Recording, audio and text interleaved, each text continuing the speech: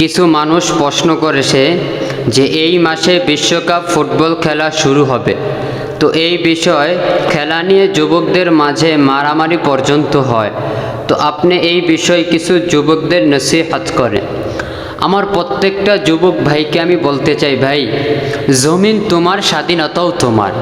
তুমি যেটা ইচ্ছা তুমি সেটা করতে পারো, আমাদের কোনো বাধা নাই।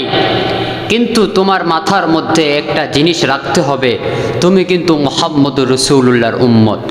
মুহাম্মদুর রাসূলুল্লাহর উম্মত যদি কারো ফলো করে, যদি কারো ফলোয়ার হয়, নবীদের হাদিস মোতাবেক তুমি যাকে মহাব্বত করবা তোমার হাসর কিন্তু তার সাথেই হবে।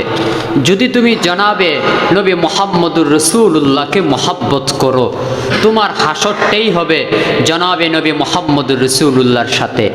আর যদি তুমি কোনো খেলোয়াড়কে মহাব্বত করো, তোমার হাসর হবে খেলোয়াড়ের সাথে। যদি তুমি কোনো নায়ককে মহাব্বত করো, আল্লাহর কসম করে বলি তোমার হাসর হবে ওই খেলোয়াড়ের সাথে।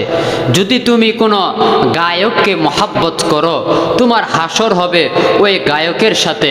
নবীর হাদিস মোতাবেক যেই ব্যক্তি যাকে মহাব্বত করবে, আল্লাহ তাকে ওই দিনের সাথে, ওই লোকের সাথে তাকে হাসর নাসর আল্লাহ নিজে করায়া দিবে। তাই আমি আমার প্রত্যেকটা যুবককে বলতে চাই, যুবক, যদি তোমার পা দুটা ধরতে হয়, তোমার পা দুইটা আমার কাছে দিয়ে দাও। আমি তোমার পা দুটা ধরে বলতে চাই, যুবক, তুমি দুনিয়ার খায়েশ পূর্ণ করার জন্য আমার নবীর আদর্শ তুমি ছেড়ে দিও না। আমার নবীকে মহাব্বত করো, তুমি তোমার জীবনটাকে আমার আল্লাহ বদলায়া দেবে। তাই তুমি খেলা দেখো, কোনো বাধা নাই, কিন্তু শরীয়তের মাপকাঠির মধ্যে থেকে তুমি খেলাধুলা দেখো, তুমি খেলাধুলা করো, তোমাকে শরীয়ত বাধা দিবে না, কিন্তু তোমাকে খেলতে হবে শরীয়ত মোতাবেক। কি মোতাবেক? শরীয়ত মোতাবেক। তিনটা শর্তে তুমি খেলতে পারবা। কয়টা শর্তে? এই তিনটা শর্তের সাথে তুমি খেলাধুলা করতে পারবা। এই তিনটা শর্তের সাথে তুমি খেলা দেখতে পারবা। এই তিনটা শর্তের সাথে তুমি সকলে মিলে খেলাধুলা দেখতে পারবা। 1 নম্বর শর্ত, তোমার ওই খেলার দ্বারা শরীর চর্চা হতে হবে। যেই খেলার দ্বারা তোমার উপকার আসে, যেই খেলার দ্বারা শরীর ঠিক থাকে, তুমি সেই খেলা খেলো যে খেলা দ্বারা শরীর ঠিক থাকে। ঠিক কিনা? 1 নম্বর শর্ত হলো যেই খেলা দ্বারা শরীরের উপকার আসে, যেই খেলা দ্বারা শরীর ফায়দা পায়, ওই খেলা খেলো। 1 নম্বর। 2 নম্বর, যেই খেলার দ্বারা শরীয়তের কোনো কিছু লঙ্ঘন হয় না, শরীয়ত মোতাবেক খেলো। তাহলে শরীয়ত বলতে কি বোঝা যায়? শরীয়ত বলতে বোঝানো হয় নাভি থেকে একেবারে পায়ের নিচ পর্যন্ত, অর্থাৎ হাঁটুর উপর পর্যন্ত প্রত্যেকটা পুরুষের ঢেকে রাখা ফরজ। প্রত্যেকটা পুরুষের ঢেকে রাখা ফরজ। তুমি এটা ঢেকে তুমি খেলাধুলা করো, তোমাকে শরীয়ত বাধা দেয় না। 3 নম্বর শর্ত, যেই খেলার দ্বারা দুনিয়ার কোনো ক্ষতি না হয়, যেই খেলার দ্বারা দুনিয়ার কোনো ক্ষতি না হয়, তুমি সেই খেলা খেলো। তাহলে 1 নম্বর, 3টা শর্তে তুমি খেলতে পারবা।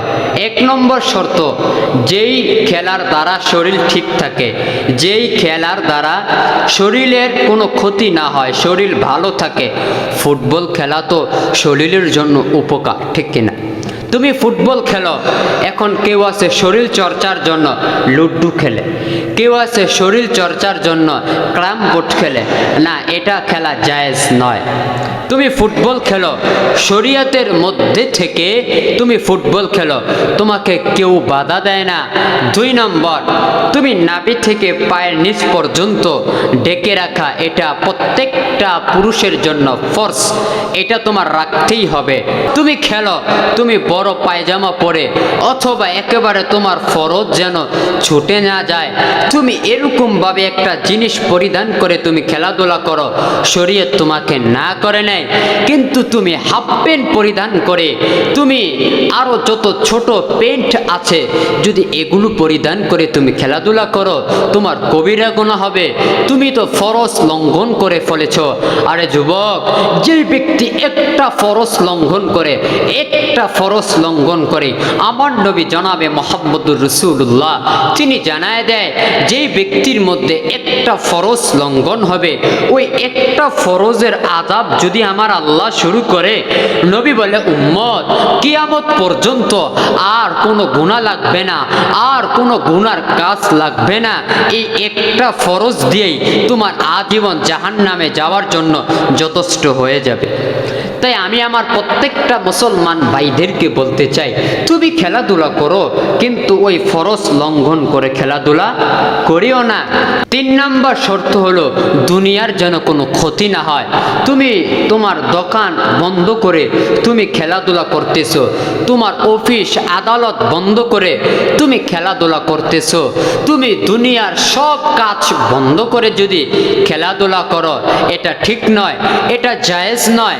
জায়েজ হলো তোমাকে আল্লাহ আগে বানিয়েছে, আগে আল্লাহর কাজ করো, আগে রিজিককে তুমি সন্ধান করো, রিজিকের সন্ধান যখন শেষ হয়ে যাবে তখন তুমি খেলাধুলা করো, শরীয়ত তোমাকে বাধা দেয় না। বর্তমানে যে ফুটবল খেলা, এগুলো হলো খ্রিস্টানদের একটা কালচার। খ্রিস্টান কিভাবে মুসলমানদের ইমানকে ধ্বংস করে ফেলে, খ্রিস্টানদের এটা হলো একটা পাচাটা একটা জিনিস। আরে ভাই, ফুট শব্দের অর্থ জানো কি? ফুট শব্দের অর্থ হলো পা, আর বল মানে তো যেটা গোল জিনিস, এই গোলটাকে বলা হয় বল, অর্থাৎ ফুটবল। পা দিয়ে যেটাকে লাথা মারা হয়, পা দিয়ে যেটাকে শট মারা হয়, এটাকে বলা হয় ফুটবল। ফুটবল ঠিক আছে, এটা আমরা মানলাম, কিন্তু ফুটবল এটা পা দিয়ে লাথাইতে হয়, কিন্তু ওই বলটা যদি হাতের মধ্যে লেগে যায় তাহলে কি অপরাধ? যে তোমার অপরাধ, তুমি এই বলটাকে তুমি পায়ের মধ্যে কেন না লাগাইয়া তোমার হাতের মধ্যে কেন লাগাইছো, এটা একটা অপরাধ, ঠিক কিনা? কিন্তু এই বল যদি মাথার মধ্যে লাগে তাহলে কোনো অপরাধ নাই। আরে ভাই, যেই জিনিসটা হাতের মধ্যে লাগলে অপরাধ কিন্তু মাথার মধ্যে লাগলে অপরাধ হয় না, ওটা কোনো ভালো মানুষের কার্যকর খেলা হতে পারে না। কোনো মুসলমান তো এটা ফলো করতে পারে না।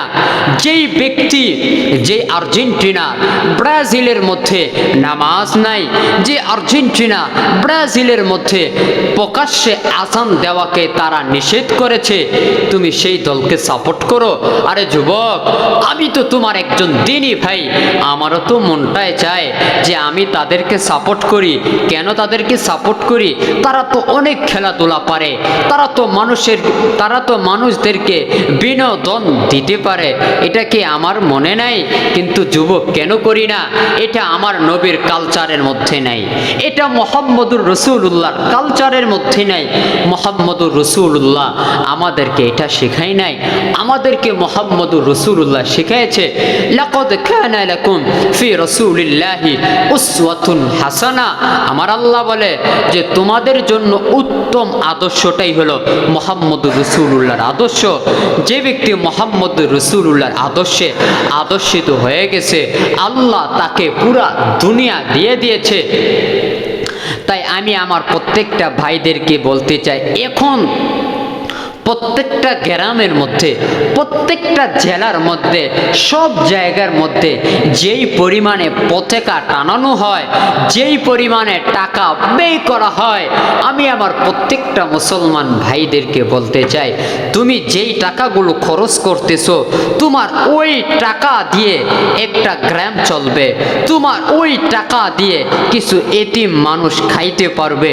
তুমি ওই পতাকা না কিনে তোমার প্রত্যেকটা এতিম ভাইদেরকে তুমি খাবারের ব্যবস্থা করে দাও, তোমার প্রত্যেকটা এতিম ভাইদেরকে তুমি খাবারের আঞ্জাম দাও। আল্লাহর কসম করে বলি, জান্নাতে যাওয়ার জন্য বড় কোনো আমলের প্রয়োজন তোমার পড়বে না, জান্নাতে যাওয়ার জন্য বড় কোনো নেকির প্রয়োজন পড়বে না। তুমি যে কোনো মিসকিন ব্যক্তিকে খাবার খেয়েছো, আমার নবী বলে যেই ব্যক্তি কোনো মিসকিনকে এক বেলা খাবার খাওয়াইবে, কোনো মিসকিনকে যদি কোনো ব্যক্তি এক বেলা খাবার খাওয়ায়, আমার নবী বলে, উম্মত তুমি তো ওই এতিমকে খাওয়াইলা না, আমি নবী জনাবে মুহাম্মদ রাসূলুল্লাহকে খাওয়াইছো। বলে, কেন তুমি নবীকে খাওয়াইলা? নবী দেখতে বলে, উম্মত আমি হইলাম গরিব, আমি হইলাম এতিম, আমার চাইতে এতিম কেউ নাই, আমার চাইতে গরিব কেউ নাই। কিন্তু আমি নবী মুহাম্মদুর রাসূলুল্লাহ গরিবদেরকে অনেক মহব্বত করেছি।